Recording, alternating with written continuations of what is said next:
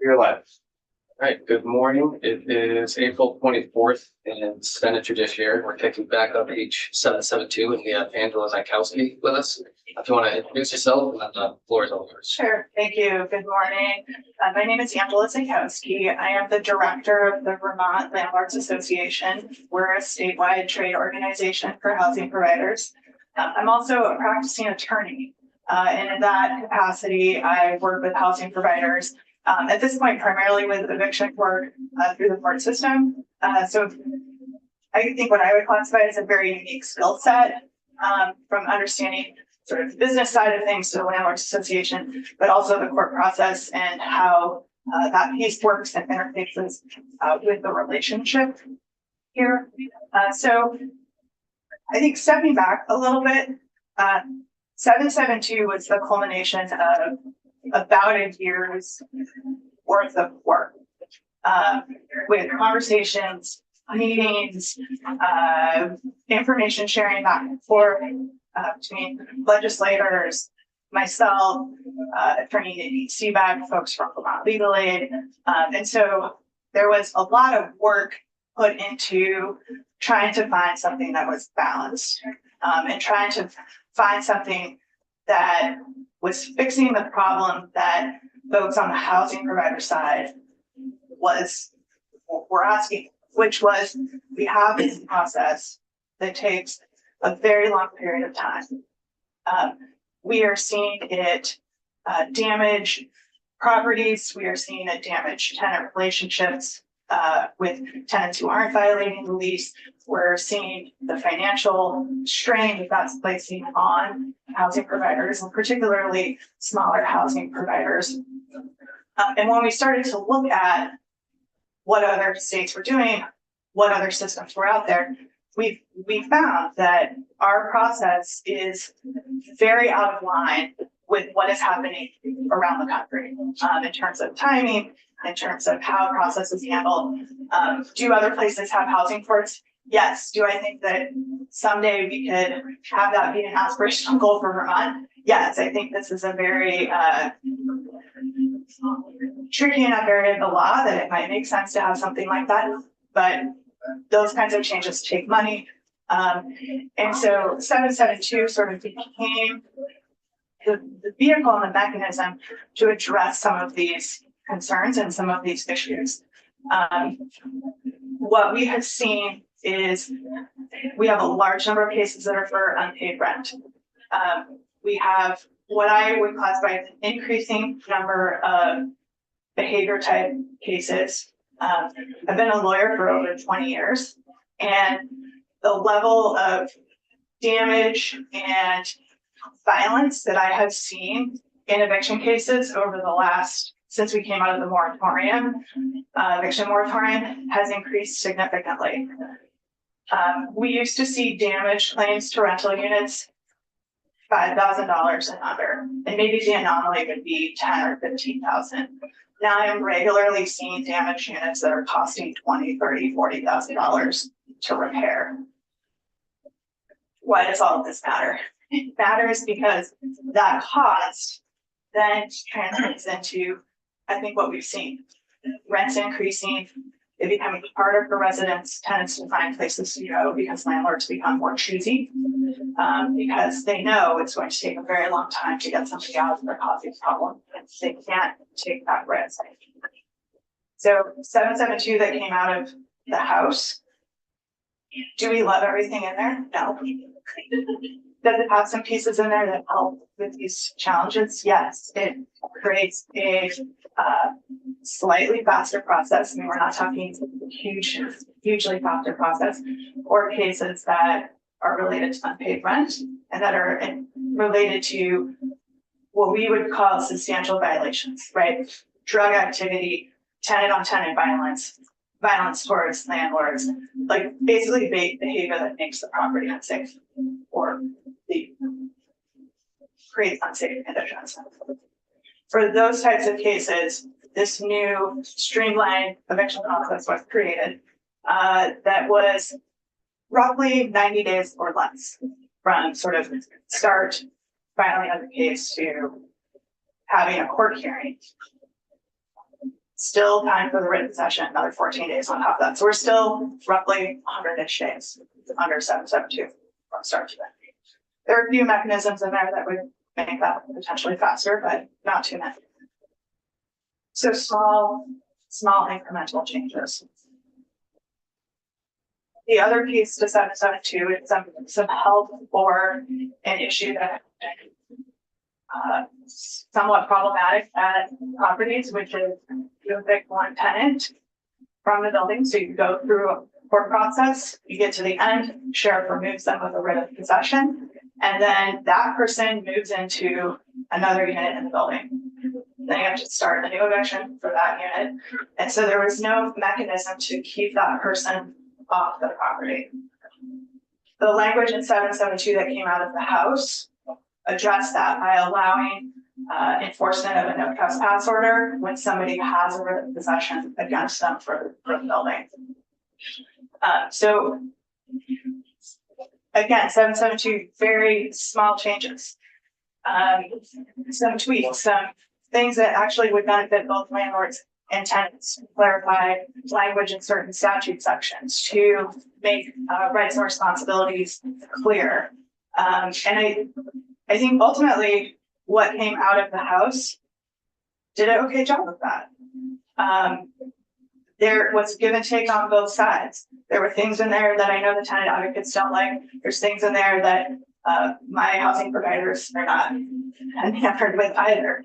But when you looked at the bill as a whole from a balancing standpoint, it made sense. And it wasn't a huge change. It was some small changes. I did have a chance to review the draft 1.2 that I think this committee has been working on related to some changes for 772. And I have some concerns that these changes have created sort of an imbalance in when looking at the bill as a whole. There's some sections that have been removed. There's been some language change in some of the standards for, say, termination notices. So I'm looking specifically at page 7, line 18, where in order for us to use this termination notice process, we would have to prove that there's an ongoing or repeated threat. So if I have one tenant that stabs another tenant under this language, ongoing or repeated threat, probably can't use this process. If I have a massive drug raid that happens at a property, having to establish this an ongoing or repeated threat is probably going to take that off the table unless we see continued drug activity. If I have a tenant that physically assaults a landlord or a property manager or a contractor under this ongoing and repeated threat, so I have to have it happen more than once, or I have to say, yes, we think it's going to happen again, right? So I think some behavior should be classified in such a way that if it happens, it's enough. Do I think I should be able to slide something under here because a tenant had a loud party? No. But if a tenant had a loud party that resulted in a brawl and people got injured and went to the hospital, do I need to establish that they're going to do it again? Something like that, I think, should be enough to fall within the statute section.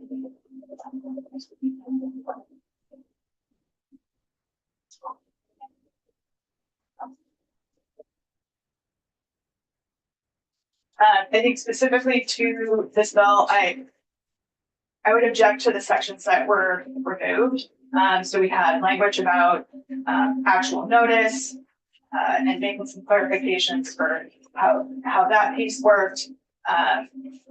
There were some sections in the application fees that made it clear landlords were able to collect their actual expenses for screening applications, so for credit checks and background checks. That language has been removed.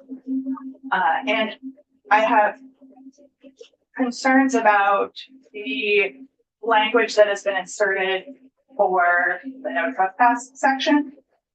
So this version that came out of the House tied the no trespass situation to the issuance of a writ of possession by a court. So we had a court process that occurred. Somebody was found to be in violation of the lease, or the housing provider was entitled to have that writ of possession, and it's that court document that was establishing the basis for the enforcement of a no trespass order going forward. So we have very easy for law enforcement. We have a writ of possession. We don't want them on the property, and we have something to show law enforcement. This provision, as written in this amendment, Which page is that? I'm starting on page 21.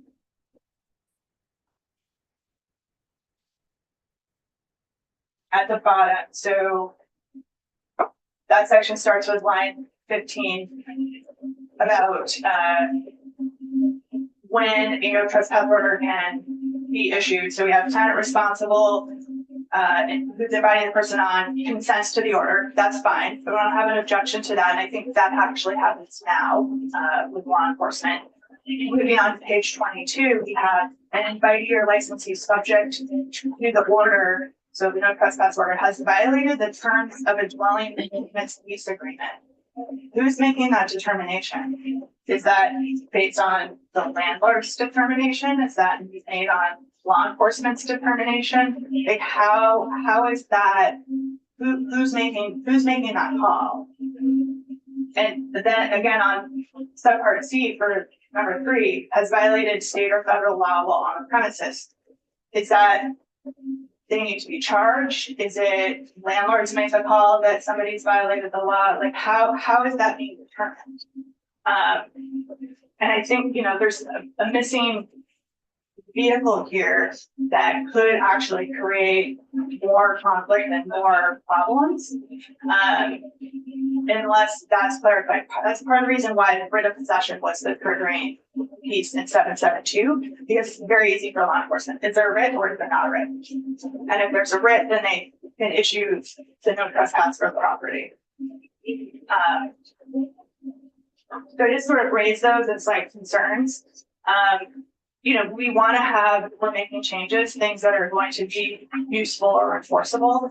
I would have some concerns that law enforcement would say, it's a civil matter, we're not going to make this call about whether this person has violated the lease. Or you're putting law enforcement in the position of having to make that call, which I don't know that we want to be putting that on them. While we're on the subject of the trespass piece, I'm looking at the subsection B regarding the terms of the dwelling units lease agreement, and that was the language that we got from the bill as passed by the House, which, as I'm understanding, is the bill that is the language that has been worked on over the last year. It's right, and so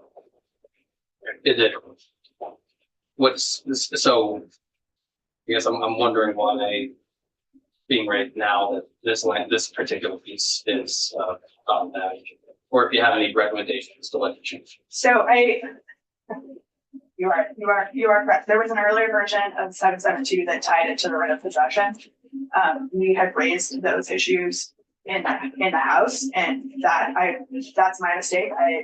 In my head, I thought that this language had gotten changed. But you are correct. That is language that came out of the House. So I would still lodge those objections. That I think it creates some problems and it's slightly problematic for those reasons. I can go find that language, ties it back to the writ of possession, and I'm happy to provide that to the Oh, it's out.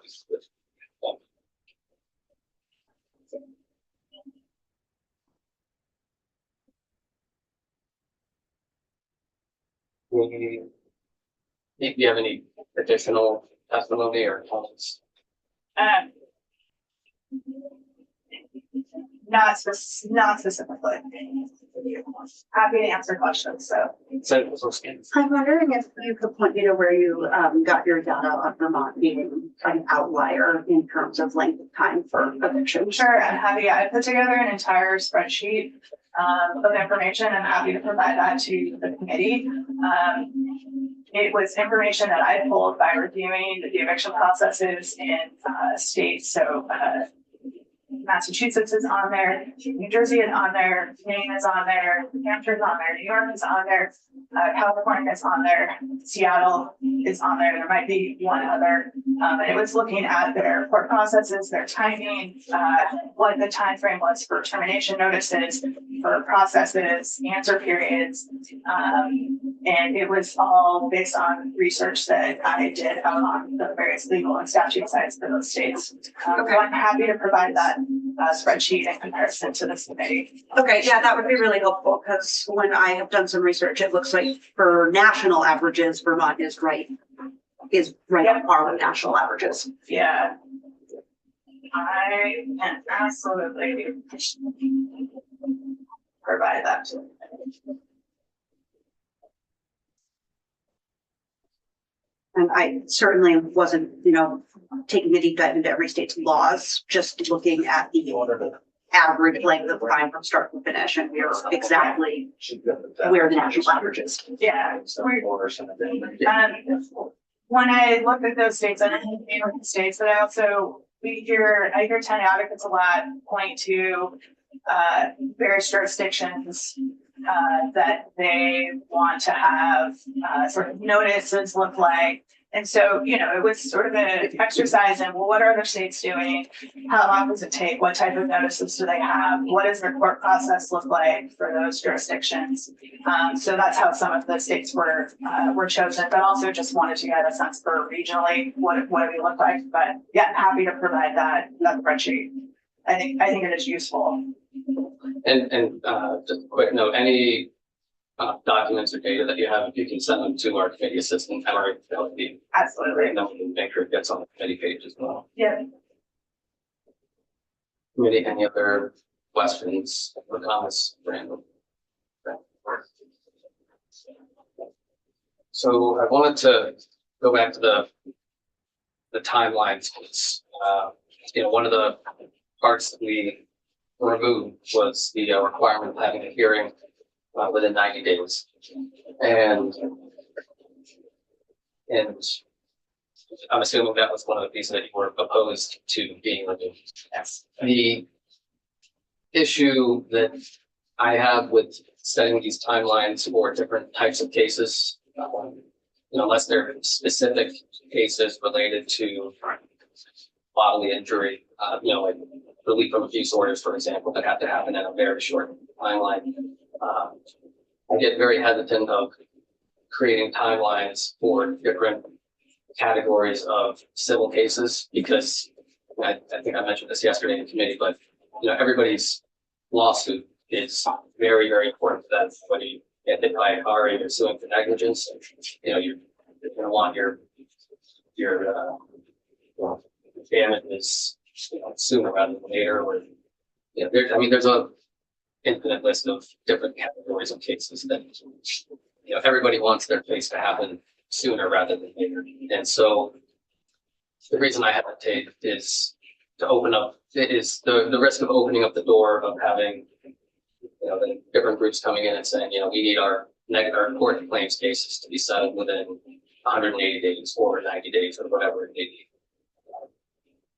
So I empathize with that concern, but I also just wanted to express my own concern about creating that sort of timeline for that.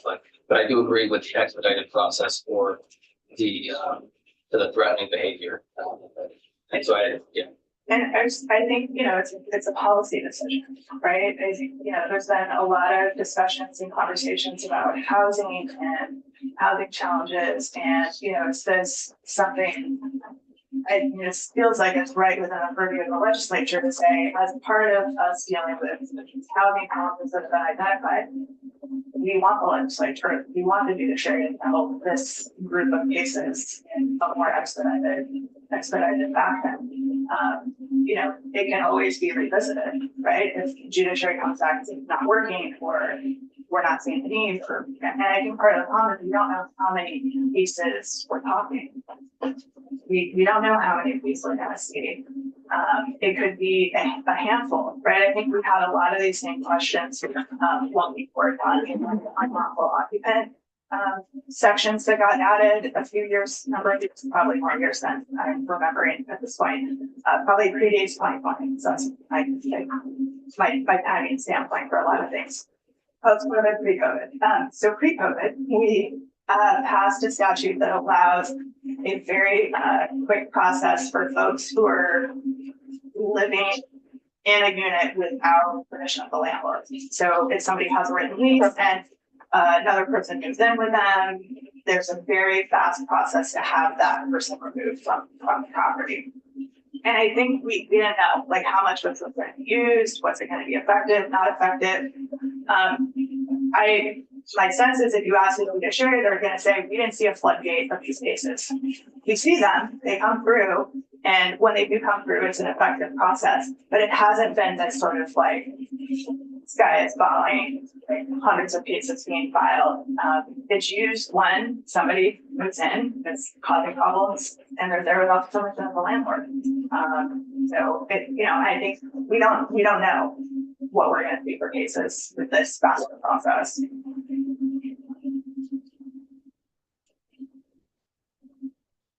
The language we took out of the bill was requiring a master process for everything, right? The language we have in the bill now is just for these specific language threatening. I mean, I can go look, I have both copies. The oversimplified answer is yes. I know that, well, there was the 90 days piece for, what's that?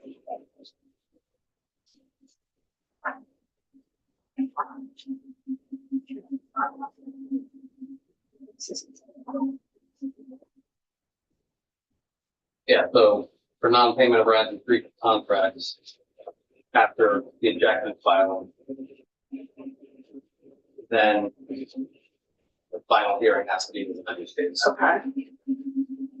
So I think we do know kind of roughly how many cases that would be, because we know how many evictions are filed each year. I mean, it's between 1,700 and 1,800. You know, in 2024, it was almost 1,900.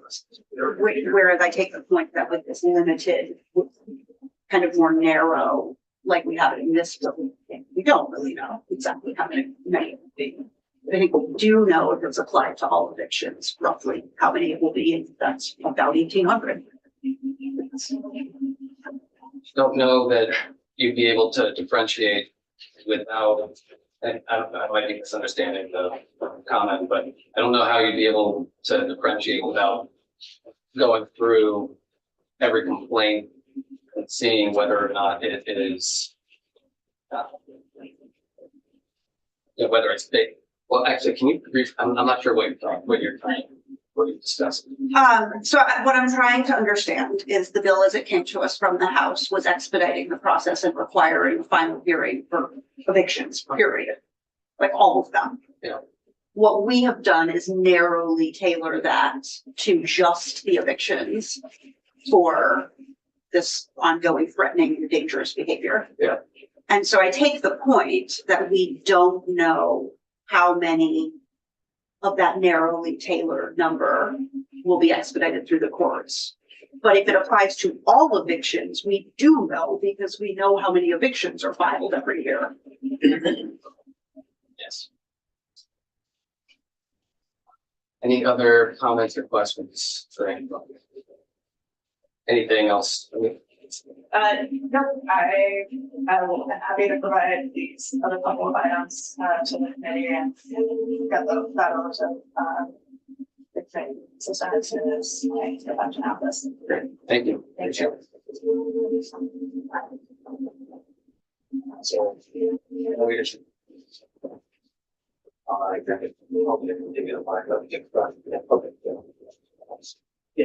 Yeah, that'd be perfect.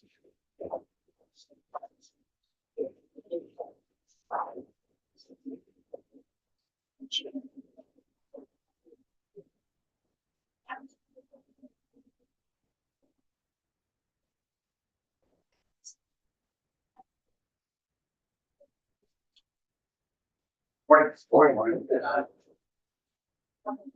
record, Cameron Wood, Office of Legislative Counsel. And then I'll join your Zoom meeting and pull up the amendment that we were reviewing yesterday. And review and send me the link. I don't have it on my calendar. Yeah. I think we at least had to somewhat kind of run at the end there of our walk through the amendment yesterday, but I think we did get through all of the changes that are in that proposal. So I'm happy to pull back and go back at any point. Or would like to take a peek. I know I still have the one outstanding question from Senator Bielski about when did the 3-day rebuttable presumption go in, and I was looking at that this morning. I was in a committee, but I don't have a full answer just yet. So can you just remind me where we left off yesterday? Because I know we technically finished, but there was a little bit that we kind of had to rush through, and just want to make sure we. I think where I really started to have to kind of speed through would probably be on page 16, which is really where you kind of start with the ejectment process. So we kind of talked about the rental agreement, and most of the changes there about the notice. We talked about that definition that's been removed to keep current law. We talked about the termination due to criminal activity, threatening behavior. We talked a little bit about that. And then when we got to the ejectment piece, so I mentioned that the bill as it came over from the House created an entirely new subchapter to govern ejectments for non-payment of rent or for the ejectments under the sub B. So they would be for breach of a rental agreement term or for the activity that's threatening other individuals. This amendment would remove that subchapter.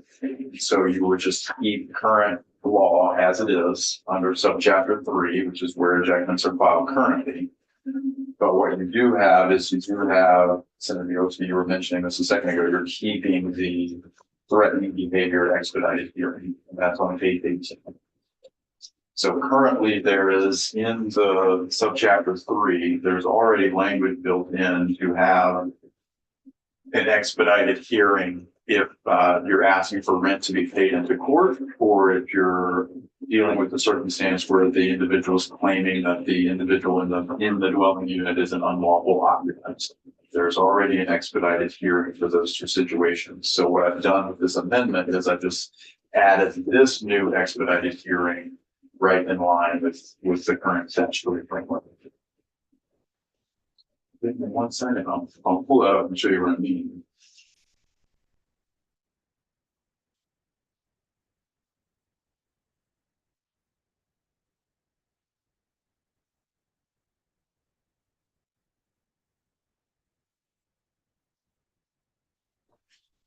This is Title 12, Court Procedure, Chapter 169 governs ejectment. And as I mentioned, you already have the subchapter 3, which governs the ejectment process now. And you already have the expedited hearing for payment of rent into court. And then you have an expedited hearing process for unlawful occupants. And so what this amendment would do is it would just add a new section to go right here for 853C, which would be an expedited hearing for the threatening behavior. And so this would be just for those ejectments that are claiming under the B2 that the individual would be engaging in criminal activity, acts of violence, damage to the dwelling unit, that language is going to be on page 7 of the amendment, which is an ongoing or repeated threat to the safety of other residents. For those evictions, then there will be an expedited hearing for those 11. And then all other evictions would just exist under the current framework, and they would go by the same process that you have currently. I did have, one, but while we're on this language again, I did have one question here. A hypothetical with raised earlier, I think before you arrived, if there's one instance where somebody stabs another tenant in the building, or it's one instance, but it's in one instance of serious violence. It could be argued that it's not an ongoing or repeated conduct. And, but on the other hand, I'm thinking if somebody is engaged in that degree of violence, they're likely to be held without bail, which requires a finding that there's an ongoing threat of physical violence. Do you have any thoughts on that? But I also know that hypotheticals they can throw all over the place. So I'm gonna pull up the language just so I can share it as well. I do think ultimately it's gonna be up to a court to make that determination, right? I think you have an argument to be made if you have a court order saying that somebody is an ongoing threat to others. It would be hard to argue against that if the court's already made that determination. However, that would be in a separate context. And, I do think that, Senator, as you've mentioned, when we talked about this amendment, the words matter. So, I do think that it could be the case that a court separate from a criminal case makes a determination that the individual is not an ongoing threat to others. And therefore you can't eject them based on that in one instance.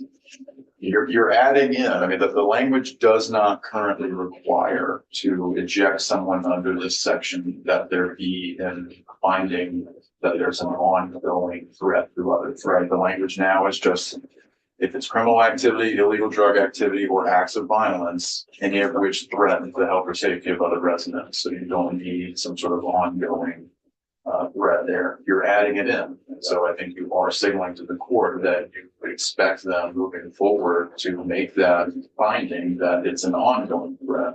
And then based on the hypothetical you've given, it's just going to be a fact specific, determination in each case.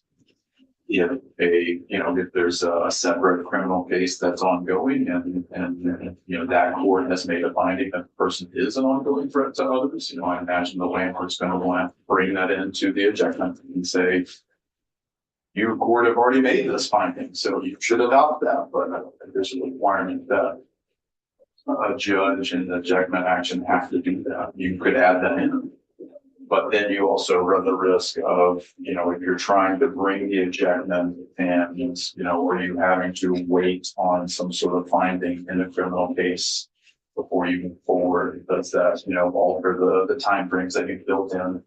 Because remember, if you're bringing an ejectment under this scenario B2, you've added that expedited hearing. You want that hearing within 21 days.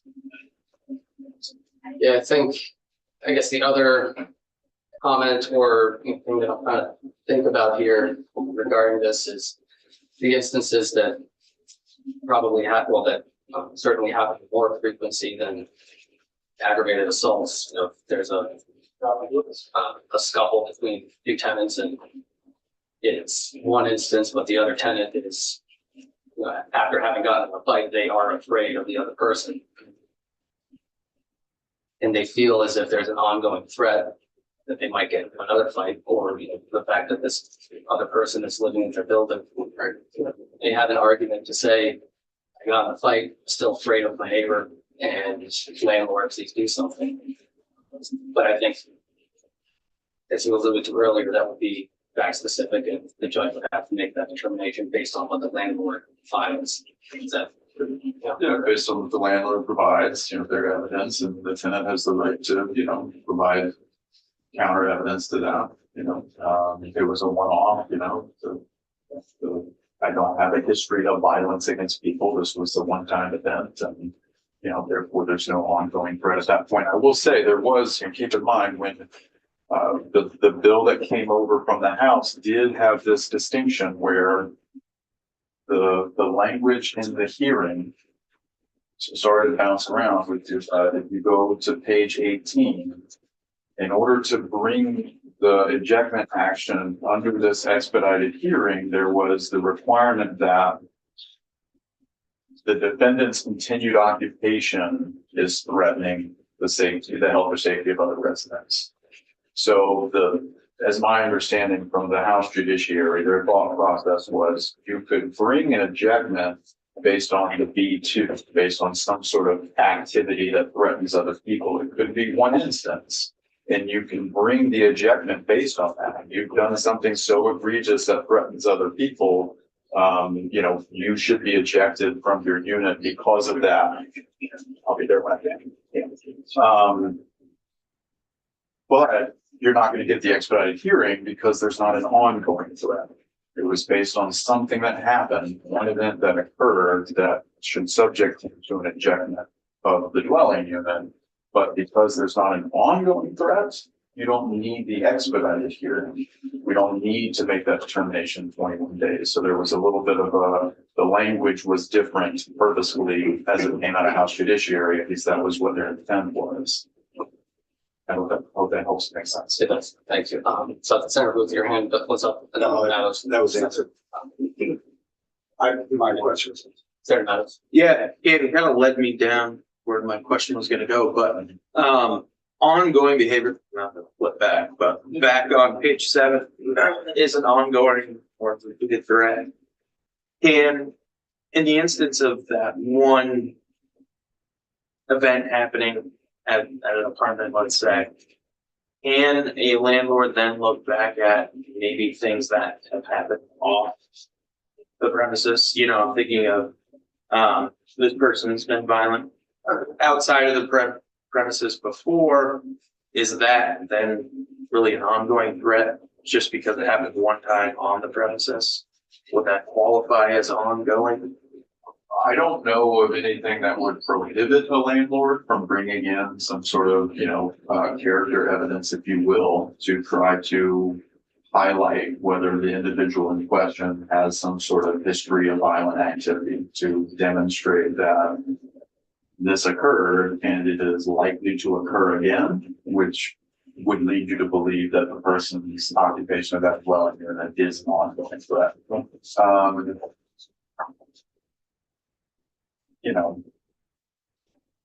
That's how I would read the language. It's my assumption of how these things would work. I know you have other individuals that have actually practiced in this area and they may have a different opinion, but that's how I would be approaching it if I were the landlord and they were trying to make that case. Again, if you're using the language that you have here, as opposed to, what's under current statute or what was proposed by the House. Again, I think this is the key. Because that doesn't exist under the current law. And so if you're adding that in, then you're signaling to the court that you can't eject someone unless the criminal activity, the act of violence is an ongoing or repeated threat. Plain language here is indicating there needs to be multiple instances or you need to have some sort of showing that the activity is leading to an ongoing threat to others. So again, if I'm the landlord and this person has some sort of history of violence separate from their renting that unit, I would be making that argument across conference with the person based on something like that. A court, how they would interpret that evidence, how they would look at it, it's going to be, like I said, probably a fact specific scenario, depending on the circumstances. Because I do have a worry about those, standalone instances that were brought up previously, and now taking away just the threatened language and making it ongoing is a worry for me going forward. But there's pattern beforehand. Sounds like it could be probably part of that. But still, even if there wasn't, if it is an egregious act, I would still want that process to be set up. Sarah Morris and then Sarah Meadows. Yes, on the same line. When I read this, when termination is based on criminal activity, damage, acts of violence, and if it just stated any of which threaten the safety of other residents, the court would still have to make a determination on that, I would assume, because the highlighted section makes it feel to me as though is an ongoing or repeated threat. I assault my neighbor.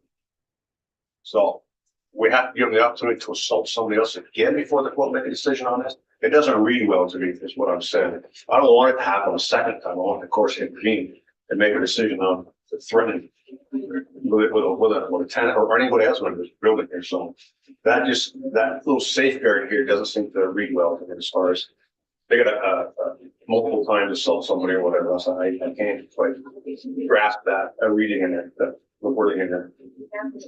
I think your reading of it is how I would read it as well. I mean, the language there, any of which, the language that goes there on line 17 and 18 is a qualifier of the language above. So currently, you have to demonstrate that it's criminal activity, illegal drug activity, or an act of violence which threaten the health or safety of other residents. So if it's criminal activity that isn't threatening the health or safety of other residents, at least as the language reads, you shouldn't be able to proceed with an ejectment there. So I would read it as it's currently written to say it would have to be criminal activity, damage, or acts of violence, and it would have to be an ongoing or repeated threat to the health, to the safety of other people. How do you prove that something is an ongoing or repeated threat? I think by proving it's happened multiple times. That's what I'm trying to avoid, though. Yes, sir, and that's what I'm saying. That's where I'm agreeing with you in your interpretation of it, and I think that it's obviously a policy question for you all of how you want to proceed. Senator Else. I know that I'm sort of throwing another hypothetical, which is a tough spot to put you in, but I would imagine that sort of escalating behavior would also be an evidence pattern of an ongoing threat. Okay, so I appreciate that. Yes, so it doesn't necessarily need to be that someone does the worst thing multiple times. Right. It may be that there is a pattern of escalating behavior, and it's now I'm sort of just speaking from my own professional expertise. It is pretty rare that someone who has no history of violence just wakes up one morning and stabs somebody. That is such a wild anomaly. So I think in those instances where we're talking about really egregious behavior, there would be a pattern of escalation that could also be used to show that there is an ongoing threat. I agree. So one thing to keep in mind, you have the activity in question, as this language reads, has to be criminal, has to be some sort of damage, or it has to be an act of violence. Second from that, Senator, I agree with you.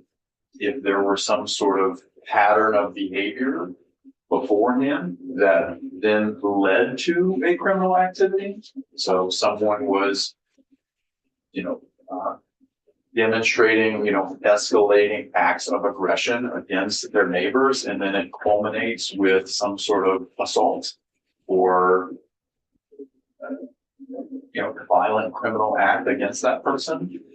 If I'm the landlord, I would be making that case. It's not one instance now, it's one instance of criminal activity, and that's why we're leading to the ejectment. But here's a history of pattern of escalating behavior of this individual that now results in the person being an ongoing threat to the safety of other people based on this instance. But yes, ma'am, I agree with you. If you would make that argument to the court that there's nothing going to prohibit the landlord from bringing in the pattern of behavior that exists. But based on the language, you would need to demonstrate that there is an ongoing or repeated threat. When I think in that instance, you would make the argument that it is reasonable to assume that the behavior will continue to escalate, given that that is the pattern. And that's sort of where you make the case that there's an ongoing threat. Right, landlord would make that argument, and then tenant would have to come in and demonstrate, hey, there was a one-off instance, I wasn't taking my medication. The person provoked me, or whatever justification the tenant, we're trying to make the case that there's not an ongoing or repeated threat. And that's where just as you all know, being in here, the fact specific scenarios, one party says one thing, the other party saying what's the one that has to be the backlighter in that instance.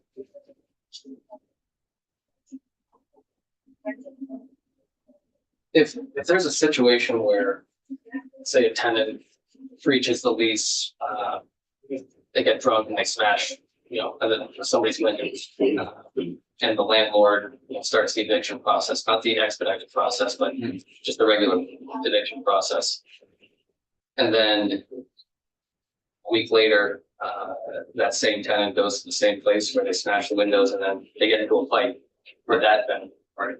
If the landlord then say, well, I need to do the expedited process, not this other lengthier process, is there anything that prevents them or disrupts them from switching the path that they're on if they now have new evidence or new incidents that raise the concern level? No, sir. I would say this is the expedited hearing is a motion that gets filed. So, and when you look at the sub 2, it can be filed when the complaint is filed, or it can be filed afterwards. So as long as you're terminating under the B2. So, I would say it this way. If you're proceeding under a termination under B2 because there's been some sort of act of violence that you would argue is an ongoing or repeated threat, you would be able to proceed. You file your complaint. You could file a motion at that point, or if you are simply wanting to proceed with an ejectment because you're not sure it meets that standard at that point, something else happens, you could then file a motion to have the expedited hearing at that point. Okay. It's helpful. I mean, there are very valid concerns being raised, but also you're going to take a step back and recognize that this change, regardless of how narrow it is still a significant step forward in terms of changing how soon a hearing can happen for the narrow circumstances that are described. Because there's currently nothing that would address those in the next one. Yes, sir. Any other questions? So how about, and it's not a comfortable compromise here.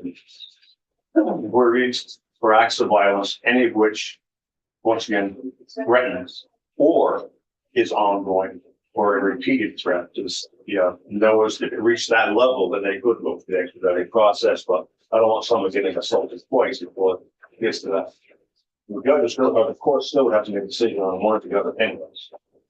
So would it make sense to have a separate subsection there where it's an act of violence rather than repeated acts of violence that it's currently written?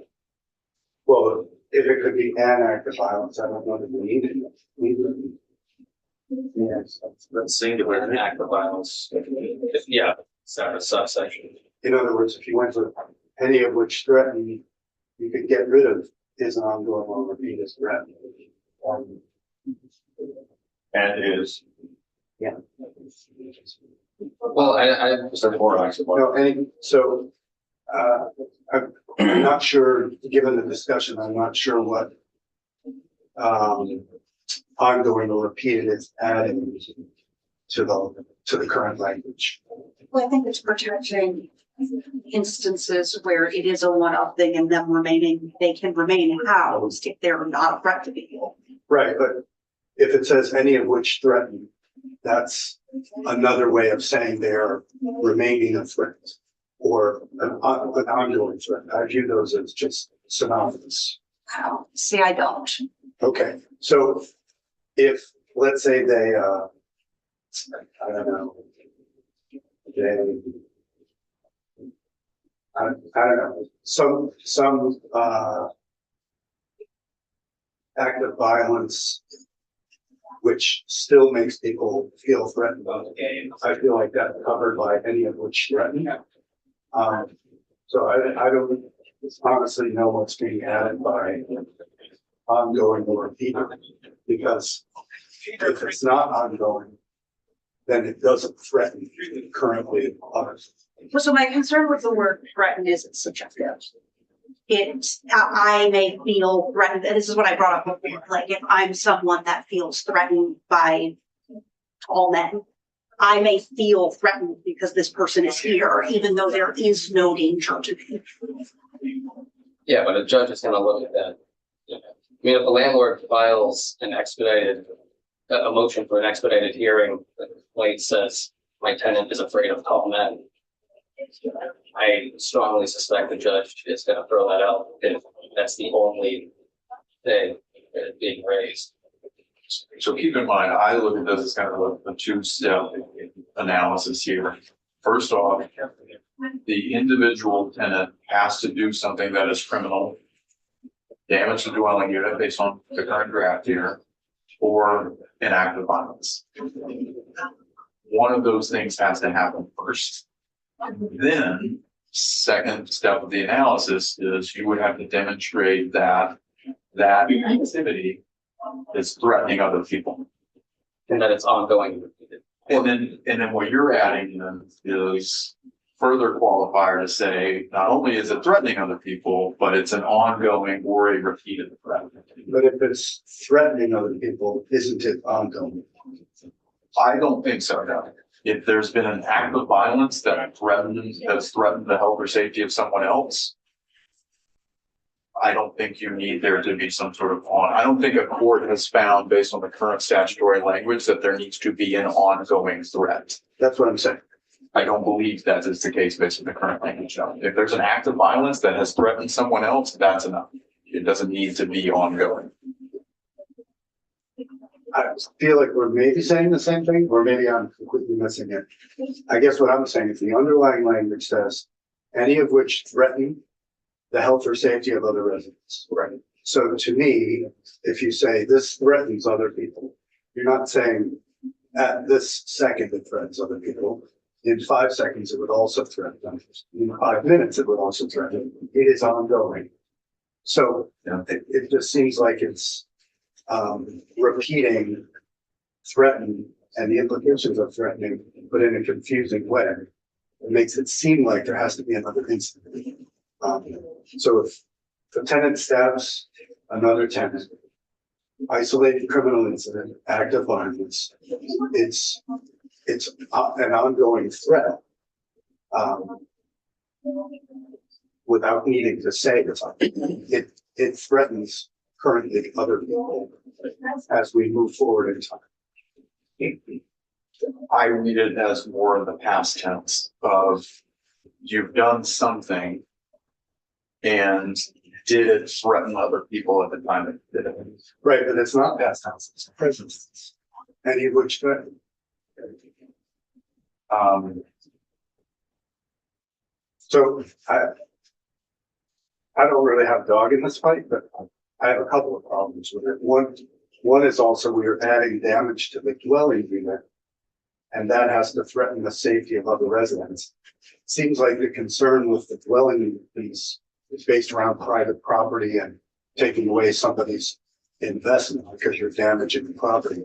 But as we've shifted it here, it would have to be damage to the property that threatens the safety of other residents, which it seems like would be very hard to show. In my unit, I punched a wall that doesn't connect to anybody else's apartment 5 times. Doesn't threaten, that damage doesn't threaten their safety, but the fact that they are committing violence, right? So it seems like there's confusion in the paragraph about, is there an aspect of property protection? Or is it all, because it's all wound around safety now, not even health. So anyway, I feel like it's a slightly confusing presentation here.